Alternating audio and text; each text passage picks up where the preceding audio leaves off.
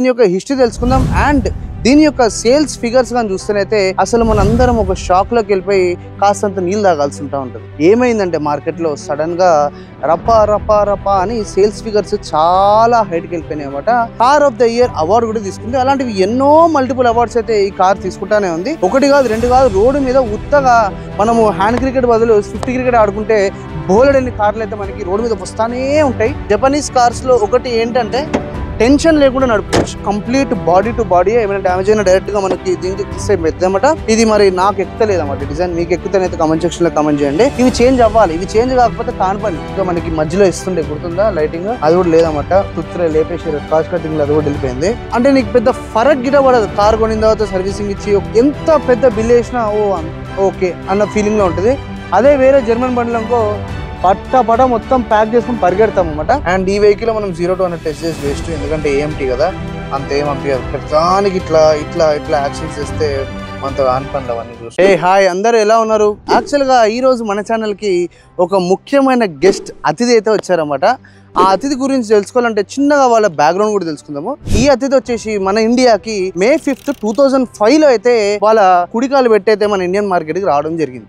So ఈ car వచ్చినప్పుడు ఇది అసలు అమ్ముడు పోతుందా లేదా అని ఒక ఐడియాలజీ మీద వచ్చారన్నమాట. కాకపోతే ఈ అతిథి వచ్చినప్పుడు ఏంటంటే ఈ వెహికల్ని వాళ్ళు ఒక స్పోర్టీ వర్జన్ అని తీసుకోవడం అయితే జరిగింది. అండ్ మెయిన్గా ఈ యొక్క అతిథి ప్రస్తుతం అయితే 4th జనరేషన్లో ఉన్నారన్నమాట. దీని యొక్క హిస్టరీ తెలుసుకుందాం అండ్ దీని యొక్క సేల్స్ ఫిగర్స్ గాని చూస్తేనైతే అసలు మనందరం ఒక షాక్ లోకి వెళ్ళిపోయి కాస్తంత నీళ్ళు తాగాల్సి ఉంటుంది. అండ్ ఈ యొక్క కార్ని వీళ్ళు డీజిల్ ఇంజన్ లో 2007 లో తీసుకురాగానే ఏమైందంటే మార్కెట్ లో సడన్ గా రపా రపా రపా అని సేల్స్ ఫిగర్స్ చాలా హైట్కి వెళ్ళిపోయినాయి అన్నమాట. నేను ప్రస్తుతం మాట్లాడుతుంది మన మారుతిలో ఉన్న చాలా ఫేమస్ అంటే జాయ్ రైడ్, దాని పేరు మనం మారుతి స్విఫ్ట్ అని పిలుచుకోవచ్చు. ప్రస్తుతం నా దగ్గర అయితే దీని యొక్క 4th జనరేషన్ ఉంది. మనం దీని హిస్టరీ గురించి ఇంకా పూర్తిగా తెలుసుకోలే కదా, అది కూడా ఒకసారి తెలుసుకుందాం. అంటే సేల్స్ ఫిగర్స్ ఏంటి అండ్ ఈ యొక్క వెహికల్ 2006 లో car of the year award కూడా తీసుకుంది. అలాంటివి ఎన్నో మల్టిపుల్ అవార్డ్స్ అయితే ఈ కార్ తీసుకుంటానే ఉంది. ఈ కార్లో చాలా విషయాలు ఉంటాయి. ఎక్స్టీరియర్ ఇంటీరియర్ కాకుండా సేఫ్టీ గురించి మాత్రం ఖచ్చితంగా మనం కవర్ చేద్దాం. చాలా మంది డిస్కస్ చేస్తుంది ఇది ఒక 3 సిలిండర్ ఇంజన్ అండ్ దాని మీద ఎంతో మంది ఎన్నో కాంట్రవర్సీస్ చేశారన్నమాట. ఇంతకుముందు అంతా 4 సిలిండర్స్ వస్తుంటే ఇప్పుడు 3 సిలిండర్స్ వచ్చినాయి. సో 1 by 1 మనము ఈ మొత్తం వీడియోలో సిరీస్ లాగా మొత్తం అంతా కంప్లీట్ చేసేసుకున్నాం. ఈ డీజిల్ ఇంజన్ కార్ని అమేజింగ్ సేల్స్ అయితే చాలా గట్టిగా చేసింది. జాన్ 2007 వరకు 1,00,000 పోతే 2008 మార్చ్ వరకు 2 లక్షలు అండ్ 2010 వరకు 5 లక్షల కార్లే తమ్మారు. అండ్ 2009 లో దీని ఫస్ట్ జనరేషన్ యొక్క ఫేస్ లిఫ్ట్ వచ్చిందన్నమాట BS4 నార్మ్స్ గురించి. 2011 లో మాత్రం సెకండ్ జనరేషన్ వచ్చింది. అది నా పిచ్చ favourite. 10 lakh cars by September 2013 అయితే వీళ్ళు అమ్మేశారన్నమాట. 2014 లో సెకండ్ జనరేషన్ ఫేస్ లిఫ్ట్, 2018 లో థర్డ్ జనరేషన్, 2024 లో 4th generation with 3 cylinder 1.2 litre and obviously వీళ్ళు దీంట్లో CNG కూడా తీసుకురావడం జరిగింది. 2023 కల్లా వీళ్ళు దగ్గర 3 మిలియన్ సేల్స్ అయితే మొత్తానికి అయితే కంప్లీట్ చేసుకుంది. మనము ఈ కార్ని చాలా మంది ఎంతో మంది అయితే కొనడం అయితే జరిగింది. ఒకటి కాదు రెండు కాదు, రోడ్డు మీద ఉత్తగా మనము హ్యాండ్ క్రికెట్ బదులు స్విఫ్ట్ క్రికెట్ ఆడుకుంటే బోలెడన్ని కార్లు అయితే మనకి రోడ్డు మీద వస్తానే ఉంటాయి. Just colours and variants difference ఉంటా ఉంటుంది. అండ్ బాగా ఫేమస్ అంటే LXi, VXi, VDI, ZDI plus, VXi plus అని దీనిలో మనము వేరియంట్స్ చూసుకోవచ్చు అన్నమాట.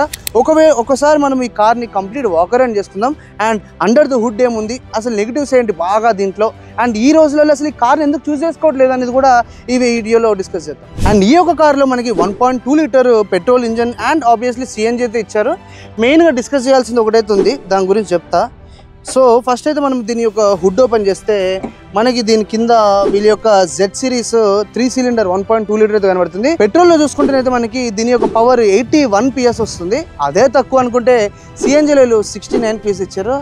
అంటే ఎంత ఎంత ఎంత ఎంత తక్కువ అంటే అంత తక్కువ. సో CNG 100% రికమెండ్ చేయ.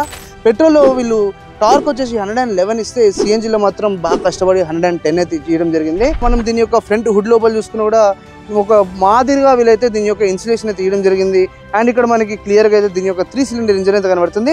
అండ్ మెయిన్ థింగ్ మనము జపనీస్ కార్స్లో ఒకటి ఏంటంటే టెన్షన్ లేకుండా నడుపుకోవచ్చు. నేను ఏమైనా కార్ కొని తర్వాత నేను రోడ్డు మీద గాబరా కావద్దు అనుకుంటే Japanese cars are always example అని చెప్పుకోవచ్చు. ఎటువంటి ప్రాబ్లమ్స్ కానీ అలాంటివి ఏం ఫేస్ చేయం. సరే, ఒక్కసారి మనము ఈ యొక్క ఫ్రంట్ లుక్ చూసుకుంటే ఈ కార్లో ఇంకొక నెగిటివ్ అని చాలా మంది చెప్పుకుంటున్నారు. కాకపోతే తీరా చూస్తున్నైతే ఇప్పుడు నువ్వు ఫ్రంట్ బానెట్ చూడండి, ఇంత ముందు అయితే ఇక్కడ నుంచి ఓపెన్ అవుతుండే, ఇప్పుడు ఇది పైన ఒక పీస్ ఇచ్చారు హెడ్ లైట్స్ ని వాటిని డిస్టర్బ్ చేయకుండా. ఇక్కడ నీకు ఈ ప్యానల్ గా కనబడుతుంది కదా, చాలా మందికి ఇది నచ్చట్లేదు. కాకపోతే నువ్వు బాగా అబ్జర్వ్ చేసి చూస్తేనైతే వీళ్ళు ఇక్కడ మంచి రబ్బర్ ఇన్సులేషన్ ఇవ్వడం జరిగింది. సో మట్టి, వాటర్, దుమ్ము, ధూళి అలాంటివి ఏం పోకుండా బాగానే ప్రొటెక్షన్ అయితే మనకి కవర్ లో కవర్ చేశారు. అసలు నాకు ఈ కలర్ మాత్రం మస్తు అనిపిస్తుంది. నా ఫేవరెట్ కలర్ బ్లూ అండ్ ఇది బ్లూ అండ్ బ్లాక్ లో వచ్చింది, మస్తు కనబడుతుంది. సరే, మనం ఫ్రంట్ లుక్ గురించి మాట్లాడుకుందాం. ఫస్ట్ ఇక్కడ వచ్చేసి మనకి హ్యూజ్ ఎస్ లోగో వేయడం జరిగింది అండ్ దాని యొక్క గ్రిల్ కూడా మనకి 3D ప్యాటర్న్ లో కంప్లీట్ గ్లాసీ ఫినిష్ తో ఇచ్చారన్నమాట. అండ్ ఫ్రంట్ మనకి ఇక్కడ వచ్చేసి దాని యొక్క ఏదైతే టోయింగ్ హుక్ అండ్ ఇది మాత్రం క్రేజీగా ఉంది. లోవర్ బంపర్ డిజైన్ కొంచెం స్పోర్టీనెస్ యాడ్ చేసుకుంటూ ఇక్కడ చూసుకుంటే నీకు DRL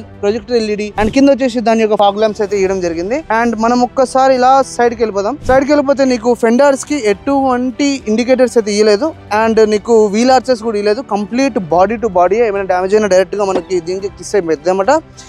అండ్ యాక్చువల్గా ఏంటంటే ఈ రోజున్న మార్కెట్లోకి మనకి 16 ఇంచ్ అలాయ్స్ అనేది చాలా మంది వెయిట్ చూస్తూ ఉంటారు. కాకపోతే ఇక్కడ చూస్తున్నైతే వీళ్ళు 15 ఇంచ్ అలాయ్స్, అది కూడా diamond cut, front disc brake, back వచ్చేసి డ్రమ్ అయితే వీళ్ళు కార్ లో ప్రొవైడ్ చేశారు. అండ్ దీనికి ఆబ్వియస్లీ ఆటో ఫోల్డింగ్ ORVMs అయితే ఇవ్వడం జరిగింది. అండ్ చూస్తున్నైతే కింద నాకు మనకి ఎంతో చక్కనైన బ్లూ కలర్ అండ్ పైన కంప్లీట్ గా దీంట్లో మనకి బ్లాక్ కలర్ అంటే డ్యూయల్ టోన్ అయితే కనబడుతుంది. రిక్వెస్ట్ సెన్సార్స్ మనకి right side, driver side and out side కూడా ఇవ్వడం జరిగింది. దీని బిఫోర్ జనరేషన్, థర్డ్ జనరేషన్ చూస్తే దాని యొక్క డోర్ ఓపెనింగ్ వాళ్ళు ఇక్కడ ఇచ్చారు. దీనికి మాత్రం మనము నార్మల్ గానే వెనకనైతే ప్లేస్ చేయడం జరిగింది అన్నమాట.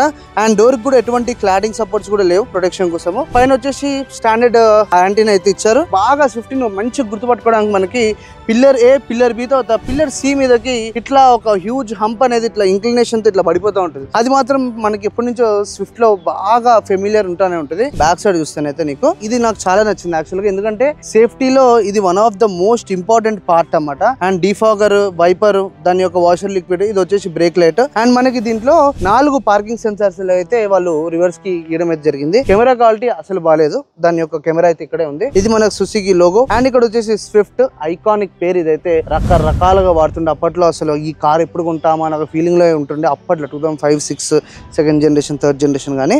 అండ్ ఒకవేళ దాని యొక్క టైల్ ల్యాంప్ చూస్తేనైతే నీకు ఇక్కడ హాలిజం బల్బ్ కనబడుతుంది. అండ్ ఇది మాత్రం మనకి LEDs అయితే ఇచ్చారు. వెనక మాత్రం కొంచెం నాకు వింతగా అనిపిస్తుంది. మిగతా స్విఫ్ట్లు అన్ని బాగానే ఉంటాయి, ఇది మరి నాకు ఎక్కుతలేదు అన్నమాట డిజైన్. మీకు ఎక్కుతేనైతే కామెంట్ సెక్షన్ లో కామెంట్ చేయండి. ఇక్కడ వచ్చేసి వాళ్ళు రిఫ్లెక్టర్ అయితే ఇచ్చారు. దీని యొక్క కంప్లీట్ లోవర్ బంపర్ కూడా డ్యూయల్ టోన్ ఏం పోలేదు. కంప్లీట్ గా మనకి చూస్తేనైతే బాడీ కలర్ మాత్రమే మనకు కనబడుతూ ఉంది. అండ్ దీని యొక్క గ్రౌండ్ క్లియరెన్స్ చూసుకుంటే 163 దీని యొక్క గ్రౌండ్ క్లియరెన్స్. డిక్కీ స్పేస్ వచ్చేసి 265 లీటర్స్ అయితే వాళ్ళు ఈ వెహికల్ లో ప్రొవైడ్ చేస్తున్నారు. విత్ టాప్ ఆఫ్ బటన్ మనకైతే హైడ్రాలిక్ స్టడ్స్ త్రూ మన యొక్క ట్రంక్ అయితే ఓపెన్ అయిపోతుంది.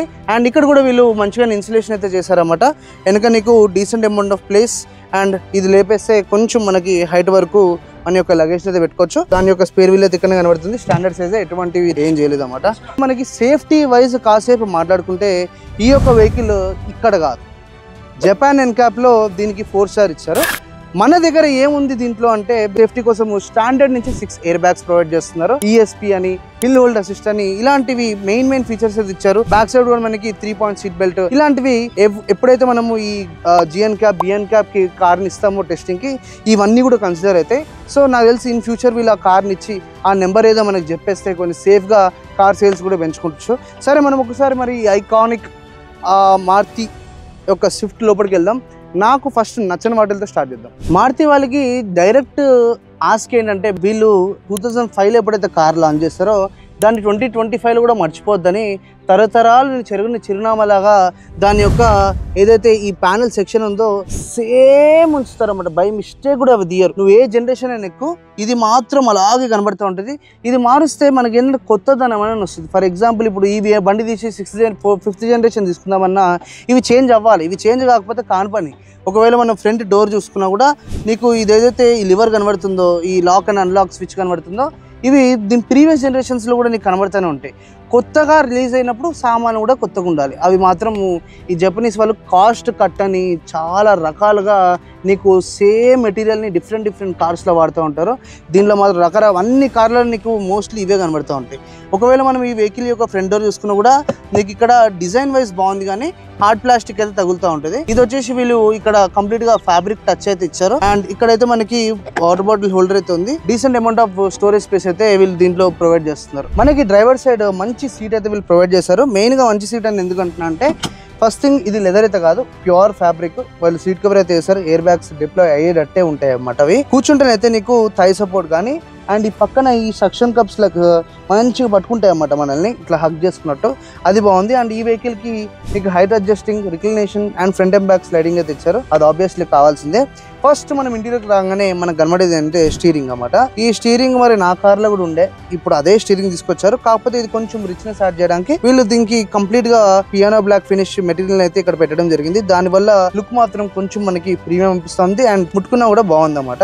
వెహికల్ లో నీకు ఎటువంటి ఫ్యాన్సీ ఫీచర్స్ లేకపోయినా లెఫ్ట్ సైడ్ కి వచ్చేసి మనకి వాల్యూమ్ మ్యూట్ చేసుకోవచ్చు, voice commands, call answer and decline. Right side వచ్చేసి క్రూజ్ కంట్రోల్ యొక్క కంట్రోల్స్ అయితే ఇచ్చారన్నమాట. అండ్ మనము ఈ స్టీరింగ్ ని ఓన్లీ టిల్ట్ మాత్రమే చేసుకోవచ్చు, టెలిస్కోపిక్ అయితే లేదు. దీనికి మనకి ఇంజన్ స్టార్ట్ అండ్ స్టాప్ అయితే ఉంది, రిమోట్ లెస్.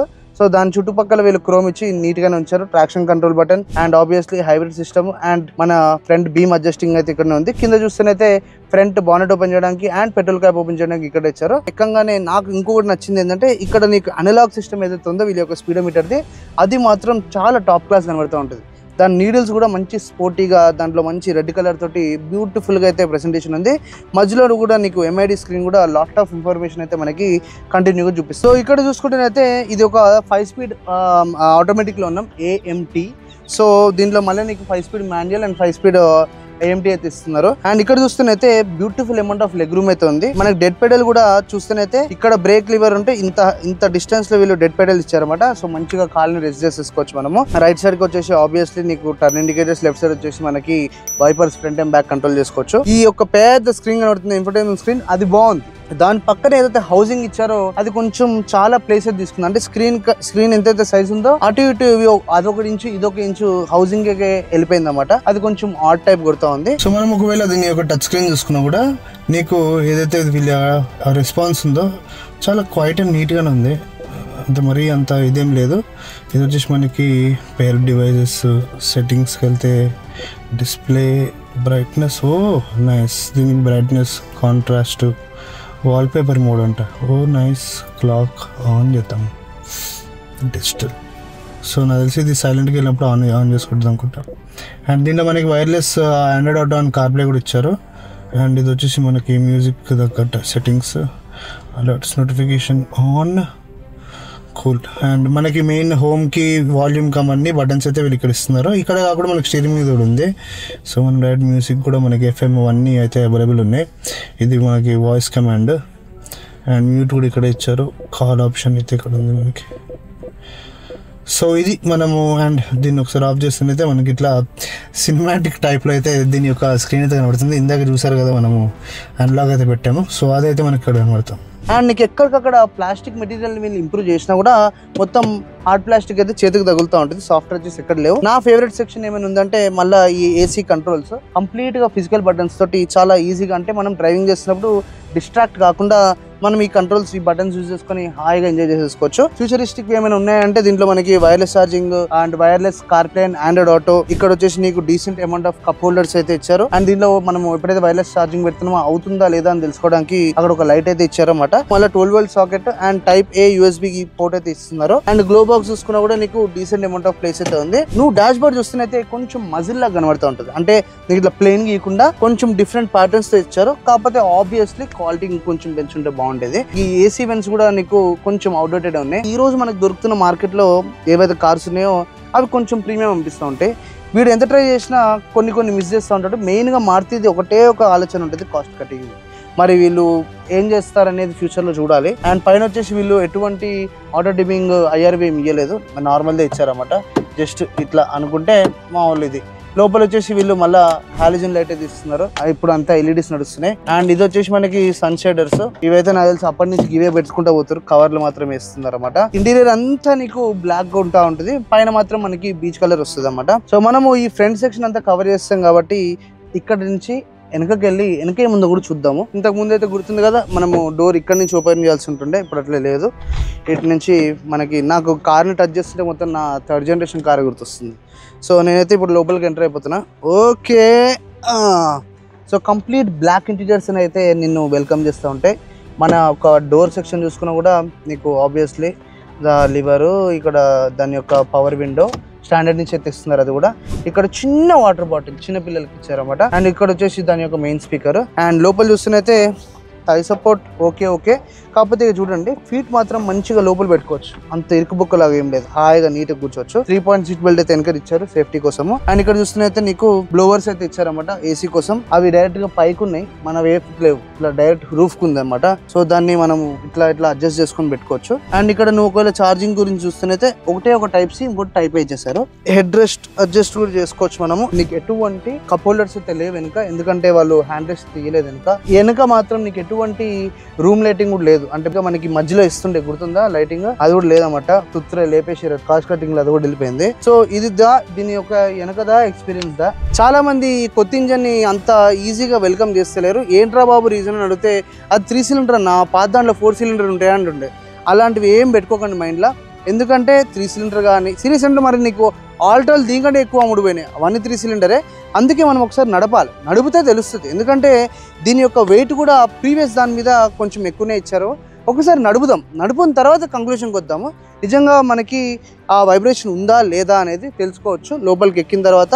మనం ఒకసారి డ్రైవింగ్కి వెళ్ళి ఖచ్చితంగా దాని గురించి డిస్కస్ చేద్దాం. సో మనమైతే ఈ యొక్క కొత్త స్విఫ్ట్ 2024లో ఏదైతే 4th జనరేషన్ ఉందో ఎక్కేసినామో, ఎక్కంగానే ఒక్కసారి మనం ఇంజన్ ఆన్ చేసుకుందాం. అందరూ ఒకసారి ఇటువైపు చూడండి, స్పీడోమీటర్ క్రేజీగా ఆన్ అవుతుంది. ఎస్, ఇంజన్ ఆన్ చేసినప్పుడు మాత్రం నీకు ఆ వైబ్రేషన్ అనేది తెలుస్తూ ఉంటుంది అన్నమాట. జస్ట్ ఏది ఇంజన్ ఆన్ చేస్తున్నప్పుడు నీకు అని అయితే వెహికల్ ఆన్ అయింది. ఇప్పుడు మాత్రం మళ్ళీ నీకు వెహికల్ యాస్టిస్ నార్మల్ పొజిషన్కి అయితే వచ్చేసింది, వైబ్రేషన్ అయితే కంటిన్యూ అవ్వట్లేదు. మనం ఒక్కసారి డ్రైవింగ్కి వెళ్దాం. డ్రైవింగ్కి వెళ్ళే ముందు మనము సీట్ బెల్ట్ పెట్టేసుకుందాము. అందరం అనుకుంటాం సేఫ్టీ అంటే ఓన్లీ సీట్ బెల్ట్ అని, కాదు, దాంట్లో ఎన్నో ఉంటాయి. ఈఎస్పి, ఏబిఎస్, అది ఇది అవన్నీ ఖచ్చితంగా ఒక పార్ట్ ప్లే చేస్తూ ఉంటాయి. సో చూడాలి, దీని సేఫ్టీ రేటింగ్ కూడా ఇంకా రాలేదు. కూల్. మనమైతే ఫస్ట్ మనము 5 స్పీడ్ ఏఎంటీలో అయితే ఉన్నాం. ఎంత ఈజీగా చూడండి గేర్ వేయడము. ఇది ఉందా, సింగిల్ ఫింగర్ అయిపోయాయి అంతే. అండ్ యాక్చువల్గా వేరే కార్స్లలో ఏఎంటీ చాలా డిసప్పాయింటింగ్, చాలా వర్స్ట్ అనిపిస్తూ ఉంటాయి. కాకపోతే మన జపనీస్, మన స్విఫ్ట్లో మాత్రము నేను ఇప్పుడు థ్రాటిల్ వదిలేస్తా, ఇట్ ఈస్ మూవింగ్. అండ్ మెయిన్గా ఏంటంటే నీకు ఏఎంటీస్లో గేర్ షిఫ్ట్ అవుతున్నప్పుడు ఫస్ట్ గేర్కి, సెకండ్ గేర్కి, థర్డ్ గేర్కి నెత్తి మీద కొట్టినట్టు మనకు తెలుస్తూ ఉంటుంది. సో దీంట్లో కూడా నీకు అంత ఇరిటేటింగ్ లేకపోయినా స్మూత్గానైతే వెహికల్ షిఫ్ట్ చేసుకుంటుంది గేర్స్ని. వెహికల్ ఇట్లా వెళ్తాను, మీకు మళ్ళీ చూపిస్తాను అసలు గేర్ షిఫ్టింగ్ ఎట్లా ఏఎంటీలో మనకి తెలుస్తూ ఉంటుందో. వెహికల్ ఇప్పుడు మళ్ళీ ఫస్ట్ గేర్కి వెళ్ళిపోతుంది. So 3, 2, 1 go. ఓకే,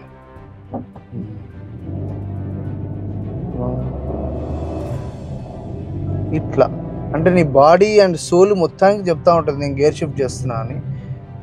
కాకపోతే ఈ యొక్క వెహికల్ని చాలామంది డ్రైవింగ్కి మాత్రం అద్భుతంగా ఎంజాయ్ చేస్తారు. ఎందుకంటే వెహికల్ ఫస్ట్ నీకు దీని యొక్క ఏదైతే డైనమిక్స్ ఉంటాయో చాలా క్రేజీగా అయితే వీళ్ళు ప్లేస్ చేస్తారో చూద్దాం.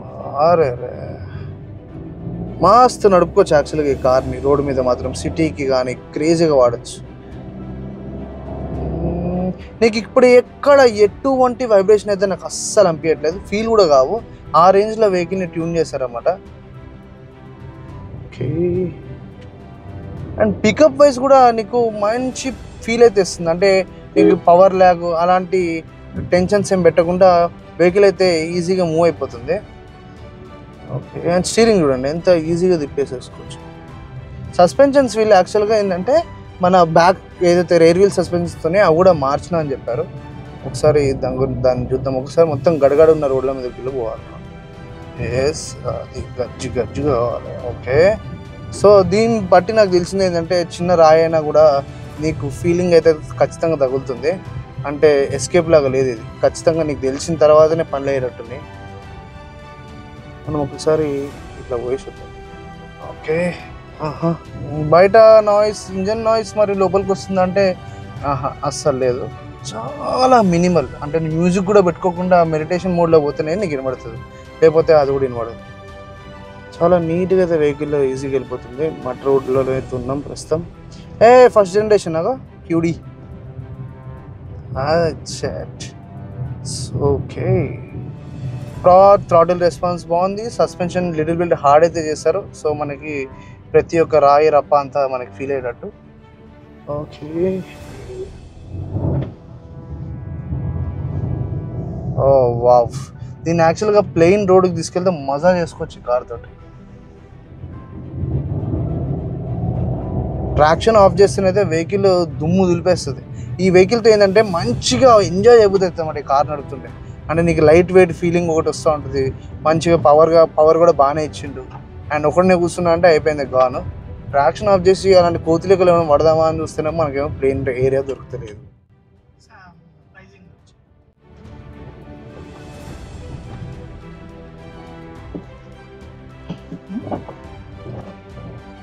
అది ఇప్పుడు నేను రివర్స్ చేయగానే మాత్రం నాకు లిటిల్ బిట్ ఆఫ్ వైబ్రేషన్ అయితే ఫీల్ అయింది. అంటే నువ్వు ఒక్కసారి మోషన్లోకి వెళ్తే నీకు ఆ వైబ్రేషన్ అనేది తెలియట్లేదు.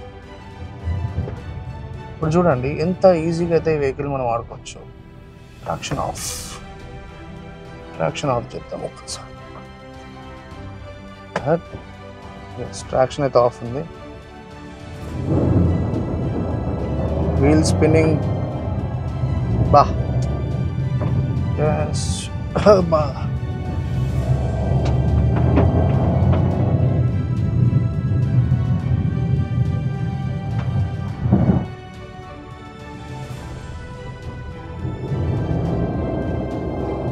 ఓ షిట్,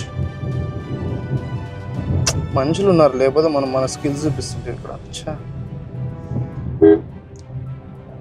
సో సస్పెన్షన్ అంతా క్రేజీగా అయితే సెట్ అయిపోయింది. మనకి పెద్ద ప్రాబ్లం ఏం రాదు.